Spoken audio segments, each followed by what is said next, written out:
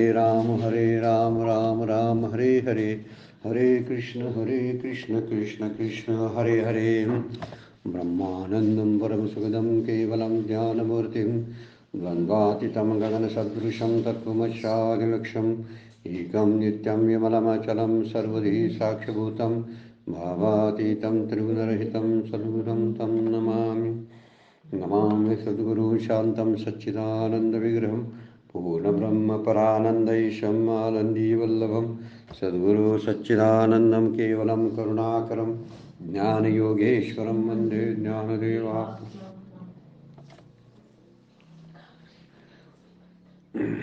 सर्व संतांना वंदन. सद्गुरूंना वंदन.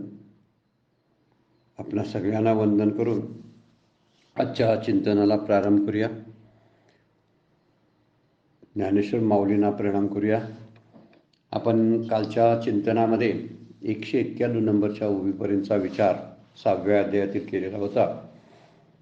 यापुढे शरीराची कोणती स्थिती असायला पाहिजे आणि कोणत्या आसनामध्ये आपल्याला बसावं लागेल, ते आसन कसं असायला पाहिजे याचं वर्णन माऊली करायला लागलेले आहे. या सगळ्याचा विचार आपण मागेच करत आलो. त्यामध्ये शरीराला सावरतं असं म्हणतात माऊली. आणि श्वास जेव्हा मंदगतीने चालू राहतो, त्यामुळे मंदगतीने चाललेला श्वास त्यातमधला आपला अनुभव जो आहे त्याची प्रगतीचा एक आराखडा आपल्याला ठेवता येतो. त्यामुळे आपण नेमक्या कोणत्या स्थितीमध्ये जातोय हे आपल्याला समजतं असं माऊली बोलतात. त्यामुळं ही साधना काही 1 दिवसाच्या प्रयत्नानं किंवा 4-8 दिवसाच्या प्रयत्नानं येण्यासारखी आणि सहज साध्य होण्यासारखी नाही आहे. याचा विचारही माऊलींनी मांडलेला आहे. योगिक प्रक्रिया आहेत. त्यामुळे शरीराची ठेवण, शरीराचं आरोग्य जे आहे ते आरोग्य व्यवस्थित असणं, खानपान, युक्त आहार विहार असे याचे वर्णन जे पुढे आता येणार आहे ते वर्णन, आपला आहार आपला विहार या सगळ्या गोष्टीचा विचार त्या आसनामध्ये आणि ध्यानामध्ये करावा लागतो. म्हणून आपल्याकडील अलीकडील संतांनी, विशेष करून आपल्या महाराष्ट्रीयन संतांनी या योगिक प्रक्रियेचा वर्णन आपल्या कुठल्याही ग्रंथामध्ये कटाक्षानं टाळलेलं आहे. ज्यावेळी बोलायचं असेल त्यावेळी वरवर बोलून ते रिकामे होतात. याचा अर्थ त्याला महत्त्व नाही असं नाही, पण ते जे आहे योगिक प्रक्रिया ज्या आहेत त्या आपल्यासारख्या सर्वसामान्यांना पेलण्यासारख्या नाही आहेत. गृहस्थाश्रमातल्या लोकांना त्या पेलण्यासारख्या नाही आहेत. कारण गृहस्थाश्रमामधलं जे खानपान जे आहे, विहार जो आहे तो त्याला अगदी मॅच न होणार आहे. त्यामुळे साधे सोपे नामसाधना, उपासना, तत्वचिंतन या गोष्टींना महत्त्व देऊन आपण कोण आहोत याचा शोध घेत राहणं ही सगळ्यात सोपी प्रक्रिया सगळे संत आपल्याला सांगतात. आणि त्यामुळं ह्या प्रक्रियेचं महत्त्व जरी असलं तर ती आपल्याला करता न येणारी किंवा न झेपणारे असे काही आहेत. आपल्यातील काही मंडळी असतीलही जे करत असतील, धन्य लोक ती की ज्याने एवढी पथ्य पाळून ते सगळं करतात. इथं आता वर्णन चालू केलेलं आहे की प्रवृत्ती जी आहे, प्रवृत्ती म्हणजे मनाची बहिर्मुखता जी आहे, ते बहिर्मुखता थांबेल असं 191 ओवीमध्ये माऊली बोलतात. प्रवृत्ती मागुती मोहरे समाधी ऐलाडी उतरे आगवे अभ्यासू सरे बैसत घेऊ. आसनावर बसल्याबरोबर जण संपूर्ण अभ्यास करण्याचं संपलंय असं वाटायला लागतं किंवा अभ्यास सुरू आहे आपला आणि तो योग्य दिशेने चालू आहे असंही वाटायला लागतं. त्यामुळं प्रवृत्ती शब्दाचा अर्थ आहे मनाची जी बहिर्मुखता आहे ती थांबवता आली पाहिजे आणि मनाला अंतर्मुख करता आलं पाहिजे. अंतर्मुख झालेलं मन हे मन म्हणून मन राहत नाही. मनाचं ती जागा ती जी आहे तो विरून जातं आणि मन ऐक्य पावतं त्या आपल्या आतल्या मीशी आणि त्यामुळं तिथं जे होतं ती अंतर्मुखता साधल्यानंतरच होते. बहिर्मुखतेनं मन सैरावैरा भटकत असतं आणि त्याचा उपयोग साधनेला होत नाही असं वर्णन करतात.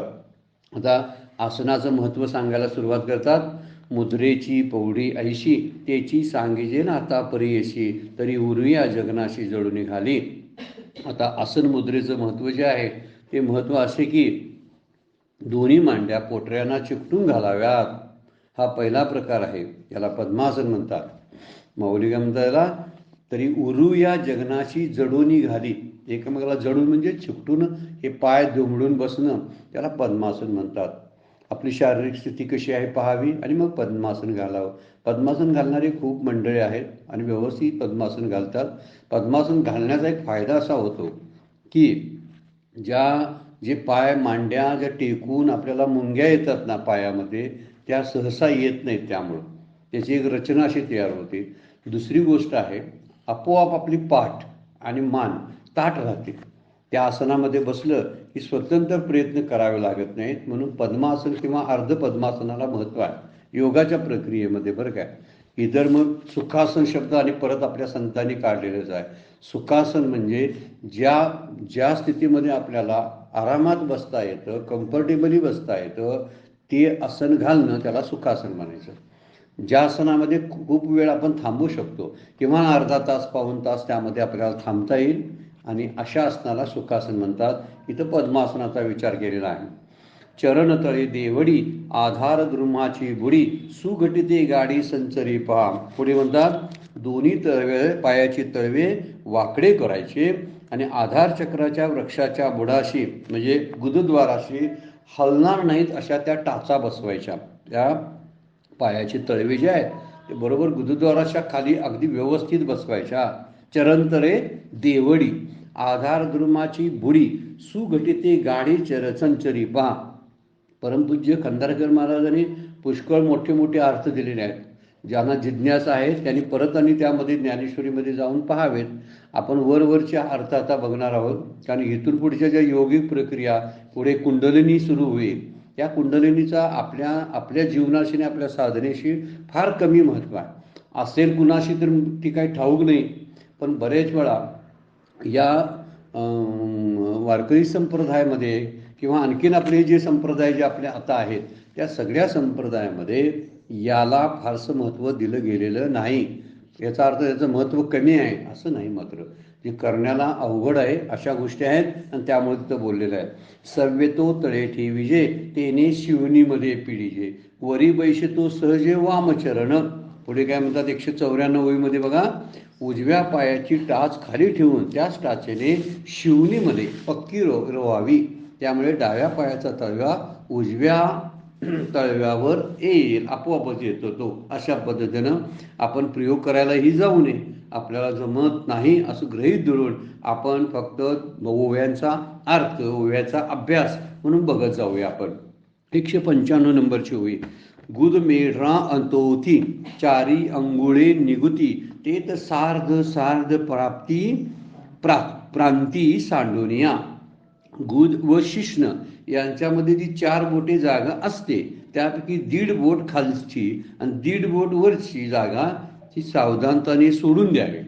आता त्यामध्ये हे करणाऱ्यांना माहीत असेल की आत्ता हे बहुतेकांना ह्याचा अनुभव नाही. माझी अंघोळ एक निघे ते तर टाचेच नी उत्तरे भागे नेहटी जेवरी अंगे पेतरिनी. मग काय करावं, बरोबर मध्यभागी जी एक बोटवर जागा शिल्लक असते, अंघोळ एक निघे, त्यात स्थानाला खालून डाव्या पायाच्या टाचेच्या उत्तर भागाने आणि वरून तुरून धरलेल्या अंगाने दाबावे. अवघड उचललेले का नेनिजे तैसे पृष्ठांत उचलीजे गुल्पद्वय धरिजे तेनीची माने. अंग उचलले का हे कळता कामा नये अशा बेताने पाठीचा भाग किंचित उचलावा, ताट करावा. त्याच मानाने पायाचे 2 गोटे उचलून धरावे. सगळ्या आसनाच्या प्रक्रिया आहेत त्या. मग शरीर संचू पारता आशेशी सर्वता पार्श्नीचा माता स्वयंभूय. मग टाचेच्या मध्यभागी संपूर्ण शरीराचा आकार सर्व प्रकारे स्वयंभू होतो. अर्जुना हे जाण मूळबंधाचे लक्षण वज्रासन गौण नामे अशी. आता माऊली त्याचं नाव सांगतात बघा. मूळबंधाचे लक्षण समजून घे, याला मूलबंध म्हणतात. आता जी योगिक प्रक्रिया खूप ध्यानाच्या अवस्थेमध्ये आणि योगाच्या प्रक्रियेमध्ये ज्यांचा अभ्यास आहे त्यांना फार तर आपण विचारून घेऊ शकता. कदाचित याचं गुगलवरती आपण सर्च केलं तर याची माहिती आणि खूप मिळेल. पण ह्या माहितीचा फारसा उपयोग आपल्याला आपल्या शरीराची रचना तशी होऊ शकत नाही. कारण आपल्याकडं खाण्यापिण्यातला व्यवहारातले जे सगळे प्रकार आहेत, आपले व्यवहार आहेत बरोबर त्याच्या विरोधातले आहेत. त्यामुळं आपल्याला ते सहन होत नाही सारखं. म्हणून फक्त आपण काय करायचं आहे, मूळबंध, जालंधर बंध, वज्रासन, पद्मासन समजून घ्यायची, फक्त वाचायची आहे. कारण ज्ञानेश्वरीतल्या सगळ्या ओव्यांना आपण स्पर्श करत जायचा आहे, म्हणून आपण हा अभ्यास करायला लागलो. हे मूळबंधाचे लक्षण आहे. याला वज्रासन असं गौण नाव आहे म्हणतात माऊली. आणि वर सांगितलेल्या पद्मासन किंवा भद्रासन या 2 आसनांच्या अभ्यासाने वज्रासन साध्य होत असल्यामुळे प्रथमतः 2 प्रकारची आसने सांगून नंतर माऊली हे 3ऱ्या प्रकारचं आसन सांगतात. आणि हेच वज्रासन जे आहे ते कुंडलिनीसाठी उपयोगाचं आहे असं पुढे सांगायचं आहे. त्यामुळं ऐशी आधारी मुद्रा पडे आणि आधीचा मार्गू मोडे, ते तर अपानू आतुलेकडे वाहतो लागे. अशा रीतीने आधार चक्रावर वज्रासनाची मुद्रा पडते. त्यामुळे गुरुद्वारातून बाहेर पडण्याचा खालचा मार्ग बंद पडतो अपानवायूचा. आणि तेव्हा अपानवायू आतल्या आत वर सरकू लागतो. म्हणजे कठीण अशी प्रक्रिया माऊली या अध्यायामधून आपल्याला सांगतात. श्लोक क्रमांक 13. भगवद्गीतेने याचा उल्लेख केलेला नाही, मात्र बघा, समम काय शिरोग्रीवम धारयन चलन स्थिर संप्रेक्ष्य नासिकाग्रम स्वम दिशाचनवलोकयन. आता आणि परत त्या प्रक्रियेमध्ये आता ह्या काही गोष्टी आपल्याला फॉलो करण्यासारख्या आहेत. भगवद्गीतेतल्या श्लोकातल्या काही गोष्टी आहेत ना, त्या काहीतरी आपल्याला फॉलो करता येण्यासारख्या आहेत. मात्र आता उदाहरणार्थ बघा, या श्लोकामध्ये सांगितलेली गोष्ट आहे शरीराचा मध्यभाग, काय शिर, डोके, मान यांना सरळ आणि निश्चल करून स्थिर झालेला साधक तू काय करतो, स्वतःच्या नासिकाग्राला चांगल्या प्रकारे पाहतो आणि इकडे तिकडे न पाहता, म्हणजे स्वं दिशाच नवलोकयन, म्हणजे इकडे तिकडे कुठल्याही दिशेला न पाहता कुठं पाहतो, नासिकाग्राकडे पाहतो. आणि आपलं सम करणं म्हणजे आपलं शरीराचा मध्यभाग, नंतर डोकं आणि मान, म्हणजे मान खाली असू नये, डोकं इकडं तिकडं हललेलं वळलेलं असू नये, तशीच नजरसुद्धा कुठल्याही दिशेला जाऊ नये याचा विचार शब्दात व माऊलीने किंवा भगवद्गीतेनं मांडलेला आहे. माऊलीवरीचा भाष्य करताना फार वेगळ्या पद्धतीने करतात बरं का. पण इथं ग्रीवा शब्द वापरला आहे श्लोकामध्ये. ग्रीव शब्दाचा अर्थ आहे मान. त्यामुळे शरीराचा मध्यभाग, डोके, मान यांना सरळ स्थिर करून स्वतःच्या नाकाच्या टोकाकडे पाहणे, नासिकाग्र म्हणजे नाकाच्या शेंड्याकडे पाहावे असा विचार एका अर्थानं मांडलेला आहे. आता दुसरा अर्थ सुद्धा ह्यात काय होते, एक महत्त्वाची गोष्ट, नासिकाग्राकडे लक्ष दिल्यामुळं इतरत्र लक्ष जात नाही. इतरत्र लक्ष जाऊ नये म्हणून ही योगाची एक प्रक्रिया, आत्मसंयम योग शब्द वापरला आहे. आणि त्यामुळं योगाची प्रक्रिया साध्य करण्यासाठी शरीराच्या काही गोष्टी आहेत, रचना, त्या सांभाळाव्या लागतात. म्हणून शरीर शांत झाले, हलायचं बंद झालं तरच मन शांत होतं. पहिल्यांदा शरीराला शांत करावं लागतं, प्रयत्नपूर्वक शांत करावं लागतं. भले त्या काळामध्ये मन जरी भरकटत असलं तर शरीराला शांत करता आलं पाहिजे. शरीराला शांत करणं थोडा वेळ लागेल, पण ते तेवढं कठीण नाही. इतकं कठीण नाही की जे मनाला शांत करायला लागतं तेवढं कठीण नाही. पण मनाची शांती ही शरीराच्या हालचालीवर अवलंबून असते. शरीर हालत डुलत असेल तर मन शांत राहत नाही, ही एक गोष्ट आहे. काही वेळा मन भरकटत असलं तर शरीर शांत ठेवता येतं, ही इथं सांगितलेली आहे. त्यामुळे इकडे तिकडे दृष्टी नको म्हणून काय म्हटलेलं आहे, नासिकाग्र.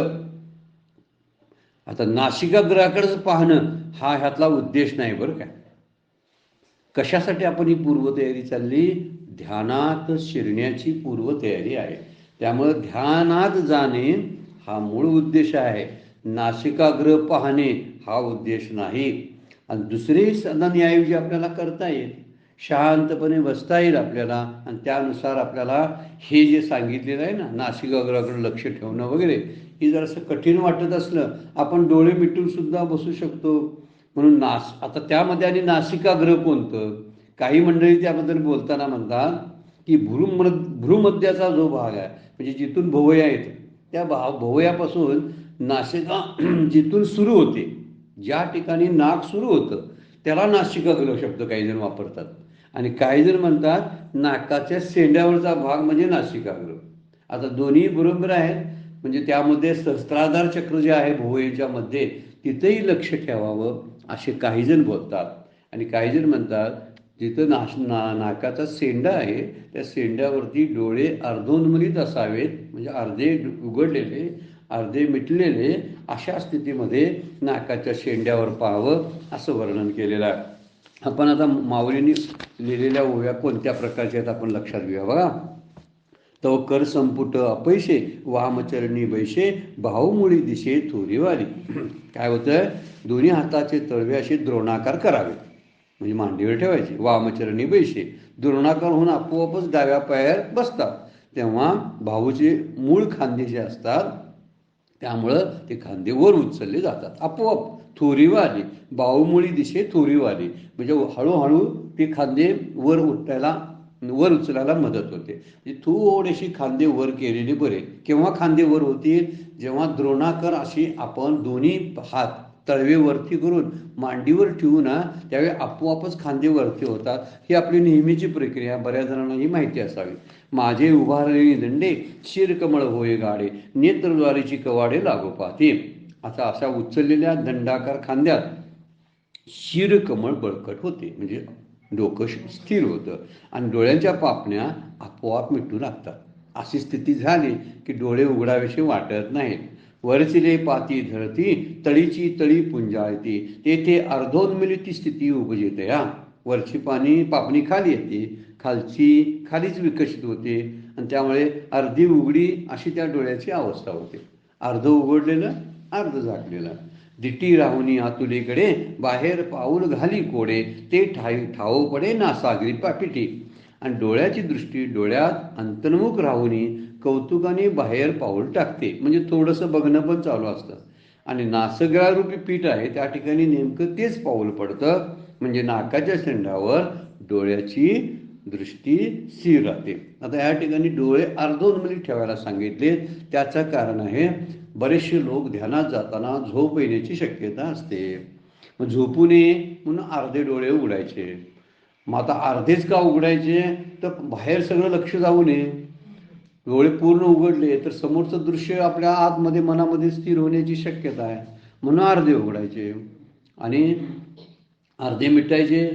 त्याचं कारण आहे झोप येऊ नये म्हणून. ऐसे आतूच्या आतुरचे बाहेरी मागुती नवचे, म्हणून राहणे आधीचे दिटीचे तेथेच होय. माऊली काय म्हणतात, याप्रमाणे अर्धी दृष्टी आत स्थिर होते, ती पुन्हा बाहेर जात नाही.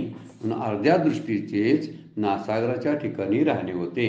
आता दिशांची भेटी घ्यावी का रूपाची वाट पाहावी, हे चाडसरी आगवी अपसया. आणि त्यामुळं काय होतं, दिशावचन लोकन काय म्हणलेला शब्द वापरला श्लोकामध्ये बघा. दिशाच नवलोकयन, म्हणजे अवलोकन दिशाचं करायचं नाही. आता दिशाची भेटी घ्यावी म्हणजे कुठल्या कुठल्या दिशेला काय चाललं हे पाहावं, किंवा रूपाची वाट पाहावी, किंवा कुठलं तरी एखादं दृश्य दिसावं त्याची वाट पाहणं, किंवा रूप काय करतं हे चाड सरे आगवी अपस्या, ही इच्छा संपूर्ण नष्ट होऊन जाते. आणि ही गोष्ट फार महत्त्वाची आहे बरं का. आपण जरी नामाला जरी बसलो तर नामाच्या ठिकाणी सुद्धा ही गोष्ट फार महत्त्वाची आहे की इतर दिशांना पाहावं, ते कुठं कुठं काय चाललंय त्याचा अंदाज घ्यावा, अशी इच्छा मावळते. चाड म्हणजे इच्छा. आणि दुसरी गोष्ट एक आहे की एखादं दृश्य पाहावं, या दृश्याबद्दल पाहण्याची जी इच्छा आहे ती सुद्धा निघून जाते आणि ही गरजेची गोष्ट आहे. त्यामुळे रूप आणि दिशा, बाहेरच्या दिशेला काय काय चाललं हे पाहणं आणि त्याचा अंदाज घेणं, आवाजाच्या दिशेनं पाहणं त्याचा अंदाज घेणं, कोण काय बोलतोय त्या शब्दांचा विचार करत बसणं, बोलणारी व्यक्ती कोण असेल त्या रूपाचा विचार करत बसणं, आवाज कुठनं आला तर स्पीकरचा आला, कुठंतरी कार्यक्रम आहे वाटतंय, मग कार्यक्रमात काय चाललं असेल, कशाबद्दलचा कार्यक्रम असेल याचा विचार सुरू होतोय. मग इथं काय म्हणतात हे की रूपाची दृष्टी, रूपाची वाट पाहावा किंवा दिशाची भेट घ्यावी, ही सगळी चाड आगवी अपयसया जाते, आपोआप नाहीशी होते. मग कंठ नाळाटे हनवटी हडवती दाटे, ते गाडी होऊन नेटे वृक्षस्थळी. मग हनवटी जी असते ना, कंठ संकुचित होतो आणि हनवटी कंठाच्या हाडामध्ये गच्च बसते, म्हणजे छातीवर अशी दाबली जाते खाली. माझी घंटिका आलोपे वरी बंद जो आरोपे, तो जाळंधर म्हणिपे बंडू कुमारा. याला जाळंधर बंधू म्हणतात. जी वनवटी जिथं खड्डा जो असतो ना आपल्या मानेच्या खाली म्हणजे घशाजवळ, त्या ठिकाणी वनवटी ठेवणं आणि त्या खड्ड्यामध्ये बसवणं, ती दिसत नाही, असा जो गळ्यावर हनुवटीचा बंद चढतो त्याला जालंधर बंद म्हणतात. नाभीवरी पोके उदर हे थोके अंतरी फाके हृदय कोश. आणि बेंबी वरच्या भागाला पुष्ट होते, पोट पाठीच्या अंतर्भागाला चिकटून लहान होते म्हणजे पोट आत जातं, आणि अंतरात हृदयकोश विकसित होतो. आतमध्ये मोकळी पोकळी अशी तयार होते आणि स्वादिष्टाना वरचले काठी नाभी स्थान तळवटी बंद पडे किरीटी ओढियाना तो. आता ओढियान बंदाची माहिती दिलेली आहे. यामुळे स्वादिष्ट चक्राच्या वरच्या काठावर आणि बेंबीच्या खालच्या भागावर जो बंद निर्माण होतो, जी शरीराची विशिष्ट आकृती निर्माण होते त्याला ओढियाना बंद म्हणतात. ओढियाना बंद ही चक्र जी आहेत ना, षटचक्र, त्या चक्राचाही विचार फारसा इथं ह्यानी केलेला नाही, कोणी भगवद्गीतेनं काही केलेला नाही विचार. भगवद्गीता अगदी रोकटोक वर जे असेल ते समोर मांडते आणि त्यामुळे भगवद्गीतेमध्ये त्यात विचार केलेला नाही. भगवद्गीतेनं आता फक्त सांगितलेलं आहे का की आपलं डोकं, मान आणि शरीराचा मध्यभाग स्थिर करावा आणि नासिकाग्राकडे लक्ष द्यावं, कुठल्याही दिशेकडे लक्ष देऊ नये. आणि ही गोष्ट आपल्याला सुद्धा आपल्या नामाच्या वेळी ध्यानात जाताना आपल्यालाही उपयोगाची आहे. ही योगिक प्रक्रिया जरी सांगितली असली तरी ती त्या पद्धतीचा अवलंब करावाच लागतो आपल्याला सुद्धा. मग फार तर अर्धोन मिनिट डोळे नसले तरी चालतील, डोळे मिटले तरी चालतील, पण परंतु स्थिती मात्र बसण्याची, आसनाची स्थिती अशा प्रकारची असावी. त्या ठिकाणी जालंधर बंद, मूळबंद वगैरे शब्द जे वापरलेले आहेत ते आपल्या दृष्टीने कदाचित कठीण असतील, करायलाही कठीण आहे. पोट आत घेणं आणि ते कपाटीला लावणं थोडीशी कठीण गोष्ट आहे, पण तरीसुद्धा आपल्याला सहज साधं तरी बसता येईल अशा पद्धतीनं बसावं. 14वा श्लोक आहे. आता कुंडलिनीचा विचार सुरू होतो. भगवद्गीतेनं कुंडलिनीचा विचार मांडलेला नाही बरं काय. ज्ञानेश्वरीचं वैशिष्ट्य 6व्या अध्यायाचं वैशिष्ट्य असं आहे की ज्ञानेश्वरीमध्ये जवळजवळ किती तर 70-80-90 ओव्या ज्या आहेत त्या कुंडलिनीच्या स्वरूपात मांडलेल्या आहेत. आपणही प्रत्यक्षात जाऊन ती वाचू शकता. एक शक्ती कुंडलिनी नावाची जी शक्ती आहे किंवा कुंडलिनी देवी मानलेला आहे, तिला आतली देवता मानलेला आहे.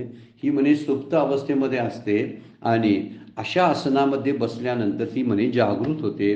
कृपया हा प्रयोग कोणी करायला जाऊ नये, किंवा कोण करणारे असतील की ज्याने खरंच कुंडलिनी जागृती केली. असं खोटं बोलणारी पण खूप मंडळी आहेत, खरं बोलणारी पण असतील, पण ज्यानं खरंच जागृती केलेली आहे तो सांगायच्या नादाला फार कमी लागतो बरं काय. ज्यांना अनुभव असतात ना ते लोक फारसं इतरांना त्या अवघड गोष्टी करायला सांगत नाही, ज्यांनी खरंच अनुभव घेतलेला असतो. आणि ज्यांना अर्धवट अनुभव असतो किंवा आपलं नाव कुठंतरी व्हावं म्हणून कुंडलिनीचं उगीच माहिती काहीतरी सांगत बसायचं आणि दुसऱ्यांना संभ्रमात टाकायचं, हा मुद्दा त्यामध्ये आहे. साक्षात आपल्याकडे योगी पुरुष आहेत भगवान ज्ञानेश्वर, त्यांनीही कुंडलिनीचा स्वतःचा अभ्यास त्यांचा आहे, नाथपंथी येथे आहेत आणि त्यामुळे त्यांना माहिती आहे. आणि म्हणून त्यांनी जादाची माहिती जगाला कुठंतरी कळू दे की कुंडलिनी नावाचा काय प्रकार आहे, नाहीतर ते गुप्त राहायला नको. नाथपंथांचा बऱ्याचशा साधना गुप्तच आहे. आजही आपण हठयोगाच्या साधना वगैरे ज्या आहेत ना, तो हठयोग जो आहे तो हठयोग सुद्धा गुप्त स्वरूपातच आता राहिलेला आहे. बरेचशा आता जे वरवरचं काय योगाच्या प्रक्रिया लोक सांगतात ना, त्या नुसत्या शरीराच्या आणि हातापायांच्या नुसत्या हालचाली आहेत, बाकी विशेष त्यामध्ये नाही. खरी गोष्ट जी आहे ना ती हठयोगाच्या द्वारे किंवा कुंडलिनीच्या द्वारे प्राप्त करणारी आहे, पण फार कठीण आहे. सर्वसामान्यांना म्हणजे लाखात कोट्यावधीमध्ये एखाद्याला जमणारी ती प्रक्रिया आहे. त्यामुळं आपण त्याच्या नादानं न लागणं बरं, अभ्यास म्हणून जरूर करावा. म्हणून आपल्याला आता ज्ञानेश्वरीच्या ओव्या या संदर्भातल्या आहेत. त्याच्यापूर्वी आपण या श्लोकांमध्ये काय भगवद्गीता सांगते थोडासा विचार करूया. श्लोकामधलं यामध्ये फारसं काही ओव्यामधून माऊलीने टाकलेलं नाही. 1-2 ओव्या पहिल्या वापरल्यात आणि त्यानंतर जी सुरुवात केली कुंडलिनी सांगायला त्यानंतर ते श्लोकाकडे माऊली आलेलेच नाहीत, हे आपल्या लक्षात यायला लागेल. प्रशांत आत्मा विगत भीर ब्रह्मचारी व्रते स्थिता मन संयम मच्चित्तो युक्त असीत मत्परा. आपल्यासाठी गरजेचा श्लोक आहे बरं का. म्हणजे पुढच्या ओव्या कुंडलिनीच्या जरी आवश्यक नसल्या तरी या श्लोकात सांगितलं अतिशय शांतचित्त, भयरहित आणि ब्रह्मचारी व्रतामध्ये स्थिर असून मनाचा निग्रह आणि माझ्याच ठिकाणी ज्यानं चित्त ठेवलेलं आहे, भगवंत काय बोलतात, ज्याने माझ्या ठिकाणी चित्त ठेवलेलं आहे आणि मलाच प्राप्त करून घेण्याची एकमेव गोष्ट जे समजतात आणि माझ्याच ठिकाणी रममान आणि योगयुक्त होऊन आहेत आणि असावं हे सांगणं त्यामध्ये आहे. मलाच परमपुरुषार्थ समजणारा जो त्याने योगयुक्त होऊन असावे. योगयुक्त होऊन म्हणजे आत्मस्वरूपाच्या अनुसंधानामध्ये असावं, नामाच्या आणि नामीच्या अनुसंधानामध्ये असावं. आत्मा म्हणजेच नामी जो आहे तो नामी आहे. त्या आत्म्याला जसा आत्मा म्हणतात तसं आतल्या नामीला राम किंवा विठ्ठल म्हणतात. फरक एवढाच आहे त्यामधला.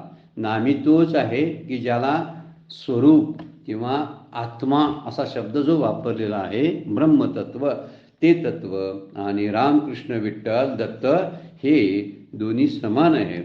एकाला नाव आहे, एकाला नाव निनावे आहे असा अर्थ. म्हणून म्हटलेलं आहे अतिशय शांत चित्त, ज्याचे अंतःकरण शांत झालेलं आहे, जो भयरहित झालेला आहे, जो ब्रह्मचरी व्रतामध्ये स्थित आहे, अशा सावध चित्त योग्याने काय करावं तर मनाचं संयम करावं, इंद्रियांना वश करून घ्यावे आणि माझ्या ठिकाणी चित्त लावून मतपरायण होऊन बसावे. मतपराहा मतचित्त दोन शब्द आहेत, हे भक्तीच्या स्वरूपात वापरलेत बरं काय. वरती जरी आपण ध्यानाची प्रक्रिया जरी शब्द वापरतो, पण ध्यानातून भक्ती कशी होते याचं एक उत्तम उदाहरण या श्लोकामध्ये आपल्याला बघायला मिळतं. कारण उपासना करताना, भक्ती करताना, नाम घेताना सुद्धा आपण मच्चित असलोच पाहिजे. त्याच्यामध्ये आपलं चित्त अनुसंधान असलंच पाहिजे आणि त्या अनुसंधानाचं अखंडत्व राखता आलं पाहिजे. त्याला मतपरायण होणं म्हणतात, मतपर होणं. म्हणून प्रशांत आत्मा, आपलं चित्त शांत करता आलं पाहिजे. विगत भीर म्हणजे जाणे, भीर म्हणजे भय, ज्यांचं भय गेलेलं आहे. ब्रह्मचारी व्रते स्थिता, व्रतामध्ये ब्रह्मचार्याच्या विचारामध्ये जो स्थित आहे, मन संयमित केलेलं आहे, असा मच्चित होऊन आणि मतपर होऊन असलेला जो भक्त आहे त्या भक्ताचं वर्णन यामध्ये केलेलं आहे. म्हणून पुढे मनाचा संयम हा फार त्यातला महत्त्वाचा आहे. त्यामुळं 211 आणि 212 ज्या ओव्या आहेत ना, त्या बऱ्यापैकी या थोड्याशा या श्लोकाशी संबंधित आहे. आपण त्यातला थोडासा विचार आपण आता बघणार आहोत की त्याचं वर्णन. ऐशे शरीरा बाहेरीकडे अभ्यासाची पाकर पडे, तो आत त्राय मोडे मनोधर्माचे. असा सराव जर अभ्यासाचा आपण करायला लागलो, म्हणजे योग्य त्या सुखासनामध्ये बसून भगवत चिंतनाला, सद्गुरु स्मरणानं भगवत चिंतनाला आपण सुरुवात केली की शरीराच्या बाहेर योगाभ्यासाची छाया पडते, माऊली बोलतात. तेव्हा शरीरात मनाच्या काम संकल्पादी धर्माचा आश्रय जो संस्कार नष्ट होतो. म्हणजे संकल्प आणि विकल्प हळूहळू कमी व्हायला लागतात. संकल्प आणि विकल्प म्हणजे मनाने कल्पना केलेल्या ज्या इच्छा असतात त्या इच्छांची संख्या कमी होते. इच्छांची संख्या जशी कमी होईल त्यावेळी इच्छेपासून येणारे जे विकार आहेत ते विकारसुद्धा कमी होतात आणि विकार कमी झाले की अस्वस्थता कमी होऊन मन शांत झालेल्याचा अनुभव आपल्याला येत असतो. मूळ गोष्ट काय आहे, भटकणारं मन जे हवं मागतं, नको म्हणतं, ते हव्या नकोपणापर्यंत त्याला जाऊ दिलं नको पाहिजे, त्याला आवरलं पाहिजे. आणि म्हणून ते आवरण्यासाठी मन संयम शब्द जो वापरलेला आहे तो संयम करावा लागतो. दुसरा एक शब्द असा आणि त्यामध्ये आहे मच्चित, म्हणजे जर पाहिजेच असेल आलंबन तर कोणतं घ्यावं, भगवंताच्या रूपाचं आलंबन घ्यावं. रूपाकडे धावणारं मन आहे ना, त्या रूपाला काय द्यावं त्या मनाला, तर भगवंताचं रूप दाखवावं आणि त्यालाच त्याच्याच अनुसंधानामध्ये ठेवावं. आणि चिंतन करताना कुणाचं करावं, मतपर व्हावं. मतपर व्हावं म्हणजे काय, जे प्रपंचाचं चिंतन चालू आहे त्या प्रपंचाच्या चिंतनाच्या ठिकाणी भगवत आणि नामाचं चिंतन, तत्वचिंतनाचा त्याला जागा करून द्यावी, हा मुद्दा त्यामध्ये आहे. त्यामुळे इथं म्हणतात शरीरातल्या ज्या कामाचं, मनाचं संकल्पादी धर्माचा जो संस्कार, जिथं आश्रय संस्कार जो आहे तो नष्ट होतो आणि त्यामुळं कल्पनानेमे प्रवृत्तीशमे अंगमनमरिवे सावियाची. त्यामुळे कल्पना नष्ट होतात, क्रिया बंद पडते आणि शरीर आणि मन एकदम शांत होतं. कालच्या चिंतनामध्ये आपण याच्यावर विचार केला आहे बघा. ज्यावेळी वायू शांत होतो प्राणायामानं काय होतं, आपण वायूला समतोल करतो आणि वायू समतोल झाला की हळूहळू हळू आपले श्वास आणि उच्छ्वास सुरू होतात. आणि ते हळूहळू सुरू झाले की मनाला पाय कुठले आहेत माहिती आहे का, तर वायूचे पाय असतात. मन जे धावतं ते कुणाच्या पायानं धावतं, प्राणाच्या पायानं धावतं. हे जे पंचप्राण आहेत ना, त्या पंचप्राणाच्या द्वारे ते धावत असतं. त्यामुळे पवन शब्द त्यासाठी वापरलेला आहे. म्हणून पवनाला म्हणजे जर शांत करायचं असेल म्हणजे शरीराच्या क्रिया प्राणावर अवलंबून असतात. प्राणाचं चालतं हलतं बोलतं सगळे प्राण हलतात म्हणूनच शरीर हलतं. आपण जेव्हा हात वरती उचलतो त्यावेळी प्राणानंच हात उचलला जातो. वायूवरती आपला हात उचलतो. वायू नसेल तर शरीराची एकही हालचाल होत नाही. फार महत्त्वाची गोष्ट त्यामधली आहे. आता हे मन काय करतं, त्याच वायूचं सहाय्य घेऊन बाहेर फिरत असतं. पण जेव्हा शरीराच्या क्रिया शांत होतात, प्राणायामानं आपला श्वास स्थिर होतो, त्यावेळी मनसुद्धा शांत व्हायला सुरुवात होते. आणि जे कल्पना करत असतं किंवा प्रवृत्तीच्या मार्गानं धावत असतं त्याचं धावणं आपोआप बंद होतं. म्हणून त्याला स्थिरावणं म्हणजे काय करणं, मत्सित करणं. बरेच वेळा आपण अभंग घेतला हा, आता कोठे धावे मन तुझे चरण देखील या. फार सुंदर अभंग आहे मनाच्या बाबतीतला. त्याला जर थांबवायचं असेल ना मनाला, तर त्याला काय त्याला आमिष दाखवायला पाहिजे, तर भगवंताच्या चरणाचं म्हणजे आत्मानुसंधानाचं आमिष म्हणजे त्याला जोडून घ्यावं लागेल त्याला, तरच ते शांत होऊ शकतं, अन्यथा होणार नाही. त्यामुळे प्रशांत आत्मा शब्द वापरला म्हणजे ज्याचं अंतःकरण राग आणि द्वेषरहित झालं त्याच वेळी ते शांत होतं, तोच प्रशांत आत्मा. प्रशांत आत्मा शब्द वापरला म्हणजे संसाराबद्दलचं काही प्राप्त करावं, स्वर्ग किंवा इतर सिद्धी प्राप्त करून घ्याव्यात, स्वर्गाच्या वेगवेगळ्या कल्पना डोक्यात आणाव्यात आणि त्यामुळं आसक्तीमध्ये राहावं असं वाटत नाही. त्यावेळी तो प्रशांत म्हणजे शांततेचा अनुभव घ्यायचा असतो. त्यामुळे रागद्वेष आपोआप नष्ट होतात. दोन गोष्टी फार महत्त्वाच्या आहेत ना ज्या परमार्थामध्ये सांगितलेल्या आहेत, राग आणि द्वेष. राग म्हणजे आसक्ती एखाद्या गोष्टीबद्दलची आणि द्वेष म्हणजे त्याबद्दलची नावड तिरस्कार. या दोन्हीवरच आपल्या सगळ्या गोष्टी चालू असतात. राग द्वेषातूनच कामक्रोधाची निर्मिती होते. कामक्रोधाचंच हे सूक्ष्म स्वरूप आहे रागद्वेष. कामक्रोध हे त्याचं स्थूल स्वरूप आहे. कामक्रोध जेव्हा आविष्कारित होतात, रागद्वेष जेव्हा आविष्कारित होतात, ते कामक्रोधाच्या रूपानं बाहेर दिसत असतात आपल्याला. इच्छा होणं ही रागातून निर्माण झालेली प्रक्रिया आहे आणि क्रोध येणं ही द्वेषातून निर्माण झालेली गोष्ट आहे. म्हणजे त्याची निर्मिती क्रोधाची आणि कामाची कुठं आहे, रागद्वेषामध्ये आहे. त्यामुळं काम क्रोध शब्द जे वापरलेले आहेत ना, तो काम येश क्रोध येश रजोगुण समद्भवा शब्द वापरलेला आहे. ते वैरी आहेत आणि आपल्याला पापामध्ये टाकतात. का, त्या इच्छा करायला लावतात ना ते, आणि इच्छा पूर्ण झाली नाही की आपण आपलं चित्त सगळं असं खवळतं, शोभित होतं आणि असं खवळलेलं चित्त असतं. या सुखाचा अनुभव घेऊ शकत नाही, शांतीचा अनुभव घेऊ शकत नाही आणि अशी द्वंद्वामुळे शांती भंग होते. म्हणून स्वतः सिद्ध शांती, जी आत शांती आहे ती स्वतः सिद्ध शांती आहे, त्याचा अनुभव घेणारा प्रशांत आत्मा शब्द वापरलेला आहे. आपण ओव्या पुढच्या नुसत्या बघणार आहोत, त्यामुळे थोडासा वेळ या श्लोकाच्या शब्दावरती आपण थोडासा द्यायला लागलो आहे की प्रशांत आत्मा शब्द जो आहे त्या संदर्भात वापरला आहे. विगत भी म्हणतात. विगत भी म्हणजे शब्दाचा अर्थ ज्याचं भय नष्ट झालेलं आहे. भय नष्ट व्हायला शरीराबद्दलची आसक्ती कमी व्हायला लागते. खरं भय कोणतं असेल, कोणतं भय आपल्याला आहे जास्तीत जास्त, तर मृत्यूचं भय आहे. मी मरणार आहे. मी मरणार हा शब्द जो वापरतो तो शरीराच्या संदर्भात तो वापरत असतो आणि तो चुकीचा शब्द आहे. शास्त्र सांगतं मी ज्यावेळी म्हणतो तेव्हा शरीर सोडून मी वेगळा आहे त्याच्यापेक्षा. त्यामुळे शरीर सोडून असलेला मी कसा मरेल, पण त्या शरीर सोडून असलेल्या मीकडं लक्ष कुठं आहे, लक्षच नसतं. आणि म्हणून होतं का की शरीर जाणार आहे, त्यामुळे शरीर जाण्याचं भय असतो. त्यामुळे शरीराला मी आणि शरीराच्या संबंधित ज्या गोष्टी असतात ते माझं समजल्यानं ही भीती कधीच नष्ट होत नाही.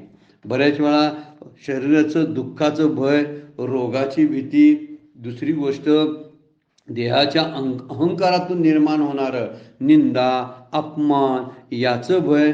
त्यामुळे शरीर मी आहे आणि मी ते जाणार आहे, म्हणजे मी मरणार आहे याचं भय. अशा सगळ्या भीतीनं जीव ग्रासलेला आहे. परंतु जेव्हा तो प्रशांत आत्मा होतो तेव्हा त्याचं भयसुद्धा निघून जातं. आणि भय निघून जावं, भय जाणं ही फार मोठी गोष्ट आहे, गरजेची पण गोष्ट आहे, असं सगळ्या संतांनी सांगितलं. पण भय कुणीतरी जावं, घालवावं म्हणून जाणार नाही बरं का. शरीराला जेव्हा आपण मिथ्यात्व देऊ आणि देहभावातून बाहेर पडू, देहात्मता जी आहे त्या देहात्मामध्ये आपण अडकलेलो आहोत, त्यातून जेव्हा आपण बाहेर पडू ना, म्हणजे देहालाच आत्मा मानणं, देहालाच मी समजणं, ह्या भ्रमातून म्हणजे देह सत्यत्वाच्या भ्रांतीतून आपण बाहेर पडल्याशिवाय आपल्याला भय जाणार नाही. त्यामुळे भय जे दिसतं ना आपल्याला वाटतं ते मी आणि माझ्यातून निर्माण होतं. जेव्हा मी म्हणजे शरीर मी आहे अशी कल्पनेतून आपण बाहेर पडू आणि माझ्याशी संबंधित ज्या वस्तू, ज्या व्यक्ती आहेत त्या माझ्या आहेत, या कल्पनेतून आपण जेव्हा बाहेर पडू तेव्हाच विगत भी शब्द वापरता येतो. त्या ठिकाणी भीती गेलेली असते. त्यामुळं रोगाची भीती वाटते. कोणत्या संदर्भात आपण विचार करतो? रोग कुणाला होतो बघा. आजार जे होतात ते कुणाला होतात? मला होतात काय सांगा बघू? मी तसाच आहे ना. त्यामुळे मला कुठं आजार होतात? मला कुठं वृद्धत्व आहे? मला कुठं बालपण आहे सांगा? कारण एक गोष्ट आली की लगेच निघून जाते आणि दुसरी गोष्ट येते. त्यामुळं पण मी जो आहे, जो बालपणात मी होतो तोच मी आत्ता आहे ना.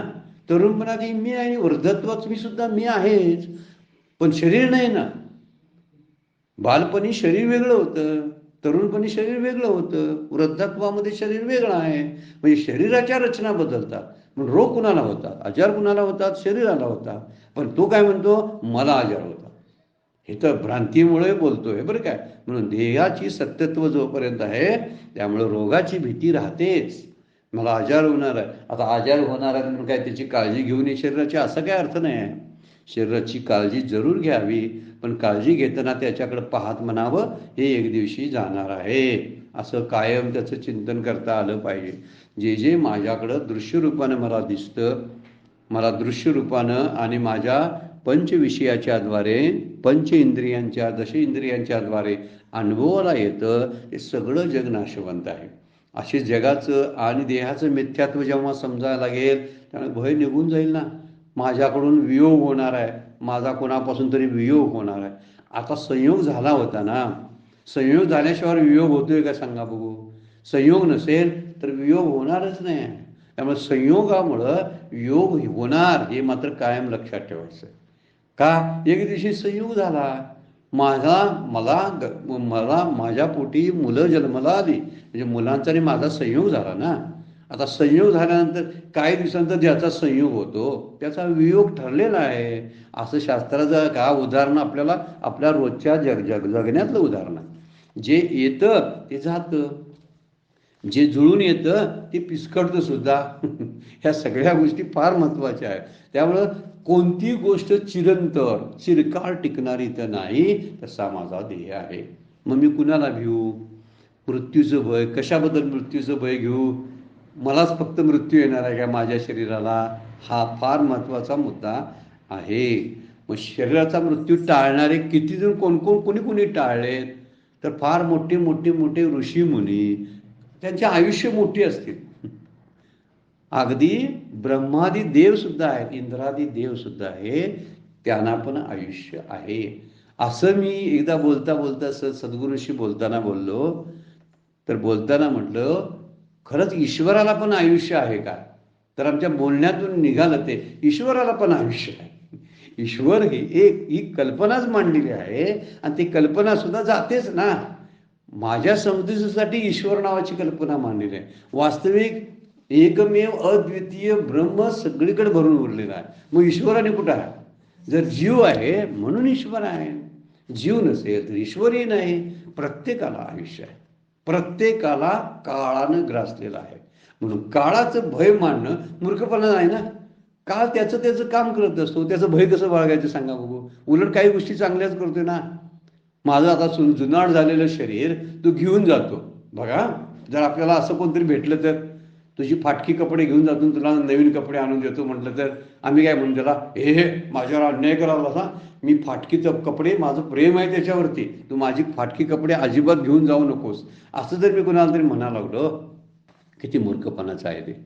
याचा विचार इथं आता म्हणता, माझा जीर्ण झालेला देह जर काळ घेऊन जात असेल आणि जर नूतन देह जर मला देणार असेल तर वासाची जीर्ण आणि नवा आणि देह शब्द वापरलाय ना, तो त्यासाठीच आहे. जीर्ण झालेली ही सगळ्या गोष्टी जातात, म्हणजे ज्याचा संयोग त्याचा वियोग ठरलेला आहे.